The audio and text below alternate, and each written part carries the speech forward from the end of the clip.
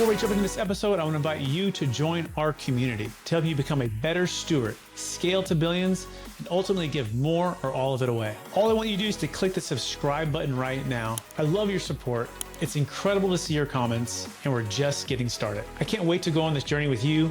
Thank you so much for subscribing. It means the world to me. Hello, and welcome to another episode of multiple podcasts, because we're shooting them all at once for certain guests, like the guest we have today, who is an expert in entrepreneurship and building businesses. So we're going to be streaming today on the Expert CRE Secrets podcast, Capital Gains Tax Resistance podcast, and also Build It to Billions podcast, all YouTube channels as well. And each and every episode, we're joined by some of the best real estate, financial wealth, and business minds in the world, where they share their ideas and deal stories. So together we make complex tax referral strategies simple, passive income plans achievable, and find ways to make an impact as we build wealth together.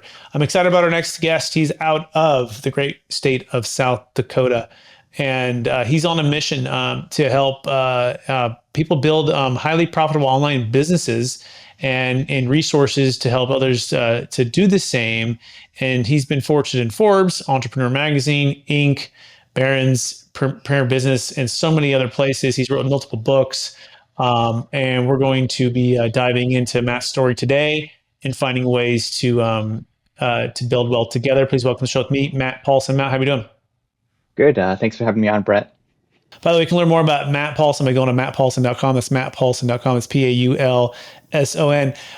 Matt, you also do private, investments, private equity investments. Yep. Tell us a little bit more about that and how what that looks like for you guys, and how people might be able to connect and work with you on those. Mm-hmm.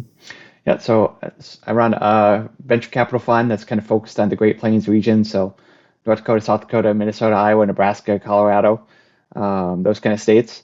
And we've kind of identified that in our region, there are more great startups than there are capital available to fund them. So we really have the opportunity to just identify great companies in the region and invest in them at fair prices, and really hopefully get outsized returns, because we're looking in places where most of the coastal VC firms aren't really looking. And that's allowed us to get into some companies that, if they were based in San Francisco, you just never get into them. So that's been fun for us. We're about halfway deployed to our first fund. We already have one very clear winner in there, and hopefully some others as well.